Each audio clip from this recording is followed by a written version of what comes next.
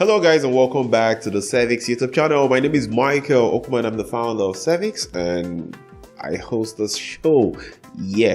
So Cervix is a non-profit organization helping young people learn skills, but also it's a YouTube channel where we share educational content that helps young people take charge of their learning, their work, and their lives. And so if you subscribe to the channel, click on the bell so you're notified every time I make new content, and endeavor to watch a video every day. You'd help us make a ton of money, and that way we can support the work we do shaping the next generation of Africans.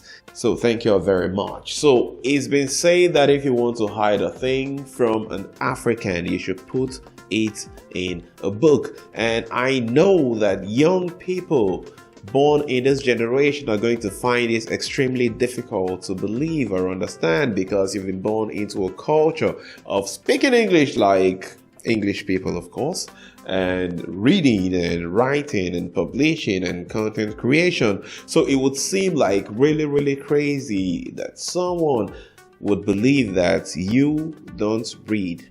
But believe it or not, this was a thing once upon a time. There were times when it was believed that Africans could not read. This was meant to be some derogatory saying suggestive of the fact that Africans were not capable of reading, or at least did not enjoy the concept of reading books. And sadly, that is true. But that is not the whole and entire truth, and in this video I'm going to show you what the lie is, and I'm going to tell you what the truth about that saying really is. But what do you think? Do you think that still holds true? Do you think you can still keep a thing hidden from Africans simply because you've put it in a book? Do Africans love to read? And do we understand the stuff we read? What do you think about all this? Put it down in the comment section and I'll be right there to interact with you.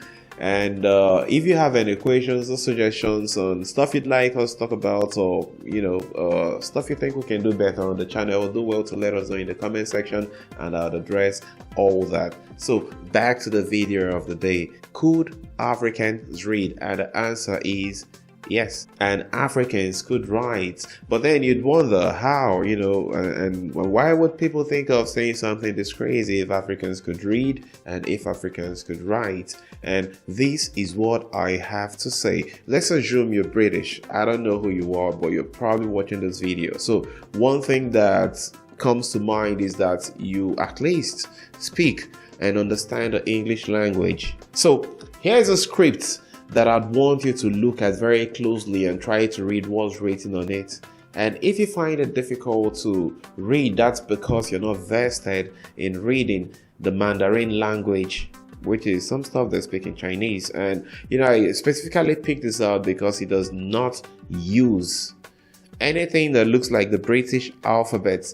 They have characters that are very unique, right?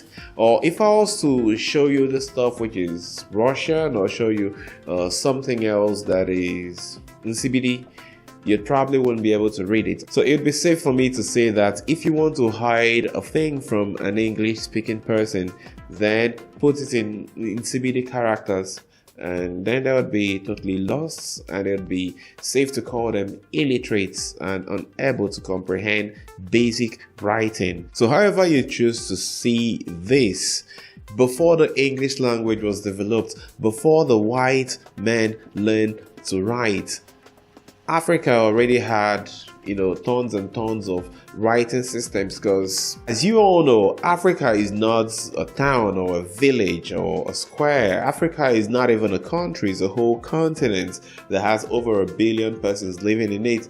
And so Africa had several civilizations, each developing side by side, and a lot of those civilizations had their own writing system. So when we think of African writing, we think of hieroglyphs, which are one of the oldest forms of writing. Well, some still consider the Egyptian hieroglyphs as the oldest form of known writing, but we know that is not true, because there is a Proto-Saharan which is at least 1,000 years older than the Egyptian hieroglyphs. The Proto-Saharan existed from as far back as 5000 BC. And just in case you don't know what that means, BC means before Christ. Yeah. So we're talking more than 7,000 years ago, before any other civilization could write. People who lived in the Sahara before it became a desert were able to communicate using this special writing system that, I wasn't there, but would figure they kind of were able to document stuff.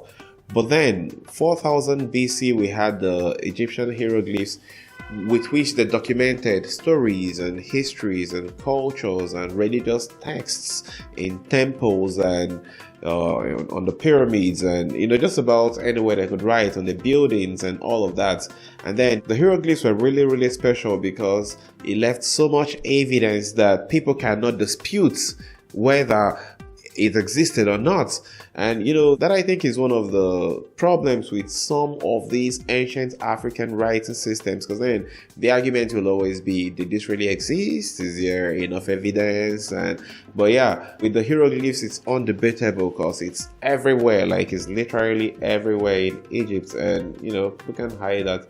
And people can lie about that. Given the colonialists wanted to lie about so many things about the civilizations they met in Africa, about who the people were, how the people were, what they did, what they ate, how they behaved, how they communicated, how they worked and all of that. But when things are written in stone, as the hieroglyphs are, they're difficult to wipe away. So let me quickly talk about Nsibidi, which is a really, really special writing system, and one which I hold personally there because first, my ancestors used this very writing system, and it was dominant in some parts of Nigeria and Cameroon and in scattered across West Africa.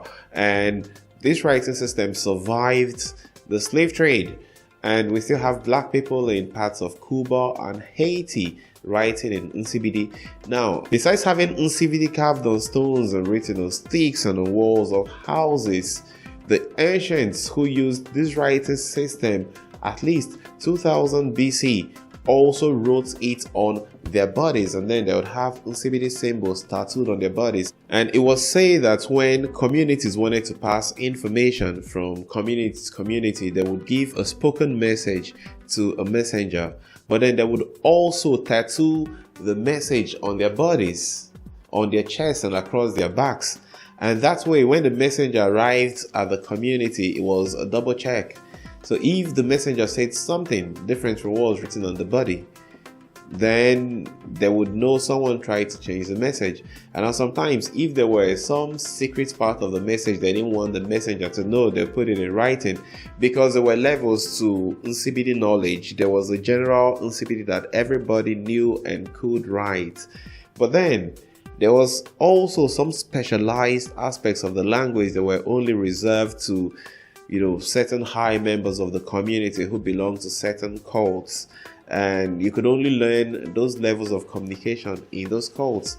And these were special cults that protected the communities, the villages, the cities, and that held pacts and made covenants and all those kinds of stuff. So that way they could communicate among themselves without alarming commoners, especially when there were dangerous matters to be discussed. But I think that also could have contributed to why there was not such widespread use of the Nsibidi among all the people, and why it has not survived widely and progressed, because it was held as a secret and was not disseminated freely to everyone who cared to learn about it.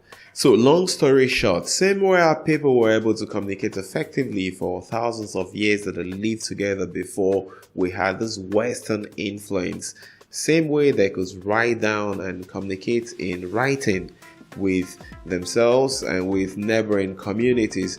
But unfortunately, we have embraced all of this very beautiful Western educational system that emphasizes that we learn only specific languages that would help the colonial masters communicate with us and would help them to further their trade, their businesses and all of that. And so we have government, which more or less is not an African thing. The government that we have is an import from other civilizations, and government was not introduced to benefit the African people. Governments were introduced to benefit the colonial masters who introduced them. So if you look at the history of education and government, most of the stuff that the white man brought to Africa were supposed to protect the interest of the white man in Africa, and so has it always remained. Educational systems, government, religion, all of this protecting the interest of the white man without really caring to preserve anything that has belonged originally to us, but we hope that changes. So if you haven't learned to write in any African written system, then now is your chance. Go learn how to use CBD, because in time we should be able to say that if you want to hide a thing from a white man, write an CBD and it will stay true. That, I think, has to be the next desirable thing for Africans, because gone are the days when people should be able to tell jokes and make derogatory comments about Africans and they would be true. It's time for us to return the favor.